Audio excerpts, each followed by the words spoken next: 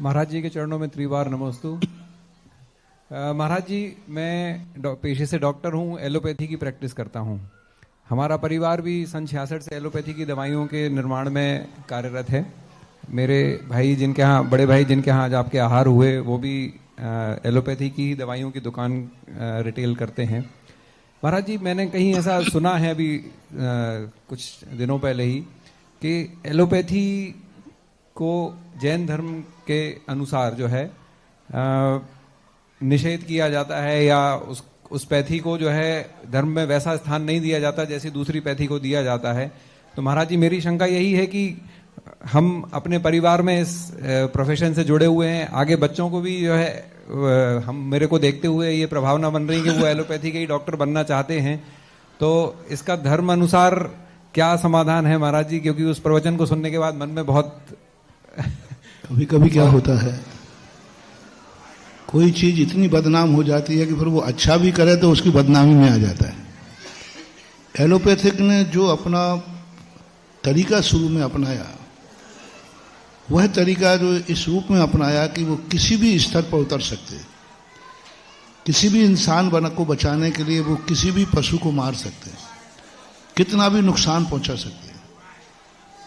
और animal production पे जब जो उनका प्रैक्टिकल होता है या जो सर्वे होता है, उसमें हिंसा होती है। दूसरी बात है कि उसके अंदर जो है नाम, जैसे अल्कोहल शब्द कह देते आप लोग।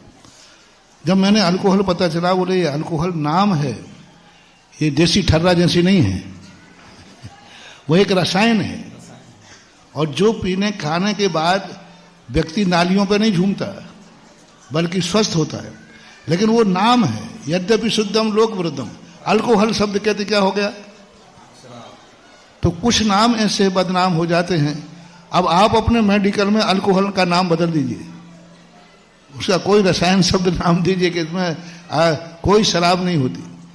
और सबसे ज्यादा उसमें कोई भी एनिमल, कोई भी जानवरों के आदि का प्रयोग किया जाता है, उनका सभी नहीं। मैंने भी इस पर बहुत सर्वे किया, बहुत चर्चा किया आप लोग जैसे फार्मेसी वगैरह वालों से, पर सभी दवाइयां ऐसी नहीं होती। वो दवाइयां जो होती हैं वो अलग से ही कोई महाबीमारी कोई स्थिति में बनती हैं। तो ऐसी बात नहीं है कि एलोपैथिक सर्वथा निषेध है। इसी से प्रमाण है डॉक्टर साहब, एलोपैथिक का यदि हम सर्वथा विरोध करते तो हमारे पूज्य गुरुदेव भाग्योदय नहीं खोलते। और भाग्योदय का हम समर्थन नहीं करते। और मैं खुले दिल से समर्थन करता हूं कि जैनियों के एक भाग्योदय नहीं, सैकड़ों भाग्योदय भारत में होने चाहिए, और होना इसमें कोई बाधा नहीं। और फिर भी जो करते हैं उसमें भी हमारे यहां जैन सिद्धांत है। हम गृहस्थों को कभी मना नहीं करते। हम लोग अपनी भूमिका में नहीं लेते हैं, पर गृहस्थों के लिए हम मना नहीं करते। क्योंकि गृहस्थ के लिए ठीक है कोई एनिमल प्रोडक्ट हुआ है, लेकिन एक मनुष्य को बचाना हमारे यहाँ एक नीति है कि एक देश को बचाने के लिए एक नगर को आहूत करना पड़े तो विधेय है, एक नगर को बचाने के लिए एक घर को आहूत करना पड़े तो विधेय है, एक घर को बचाने के लिए एक व्यक्ति को आहूत करना पड़े तो विधेय है। मतलब माफ है, क्योंकि एक के बचाने से, मरने से कितने बच रहे हैं? घर भर। जैसे आप लोगों से पूछता हूं, बहुत सरल उदाहरण दे रहा हूं। एक महिला गर्भवती है, डॉक्टर ने कहा 2 में से 1 को मारना पड़ेगा, मरेगा नहीं मरेगा नहीं, मरेगा तो वो तो कोई बात ही नहीं अपन को। डॉक्टर कहते 1 को मारना पड़ेगा। अब बोलो, एलोपैथिक का निषेध करने वालों से पूछता हूं, जैसे क्या करोगे? नहीं तो दोनों मरेंगे। 1 को मारना पड़ेगा, नहीं तो दोनों मरेंगे। अब आपकी समाज क्या कहती है? अहिंसा धर्म क्या कहता है? और कहीं यही तुमने मेरे से प्रश्न कर दिया तो, क्योंकि तुम बहुत खतरनाक हो, जहां तुम फंसते हो हमें फंसा लेते हो। महाराज जी आप बताओ, आप क्या करोगे? हम तो यही कहेंगे, भाई एक को बचा सकते हो तो बचाओ, मारने का तो मैं नहीं कहूंगा, मैं तो कहूंगा बचाओ। तो अब वहाँ ये सोचना चाहिए। तो आज इस प्रकार की स्थिति का मैं निषेधक नहीं हूँ, क्योंकि एलोपैथिक में आज वो जिंदगी की जानें बच रही हैं जो आयुर्वेदिक में नहीं बच सकती। आयुर्वेदिक जब तक काम करती है जब तक बीमारी नहीं आई है। जो बीमार नहीं है वो आयुर्वेदिक के अनुसार चलें, पत्तियां खाएं, तुलसी का काढ़ा पिए, लौकी खाएं, जो भी होता है।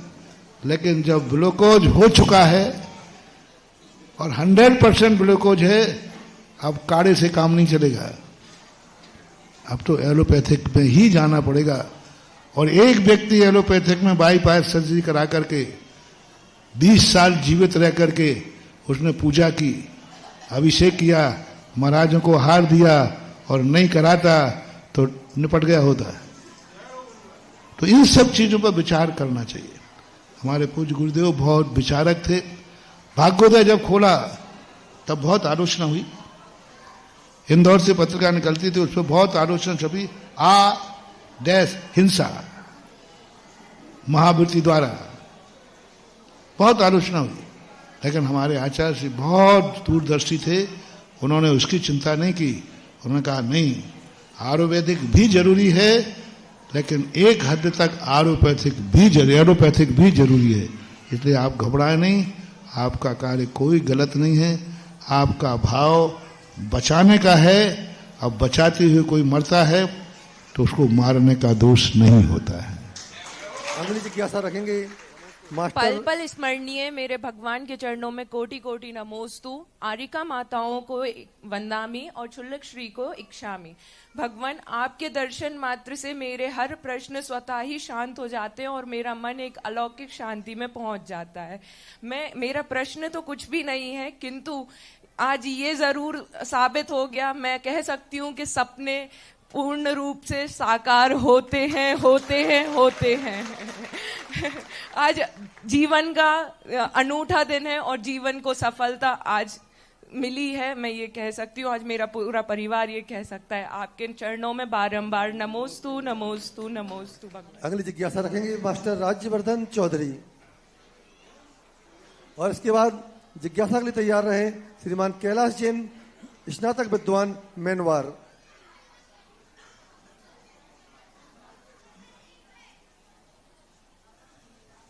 नमोस्तु महाराज जी, नमोस्तु। मेरे लिए आपके जैसा बनने के लिए क्या करना पड़ेगा? कल बेटा दादा के अनुसार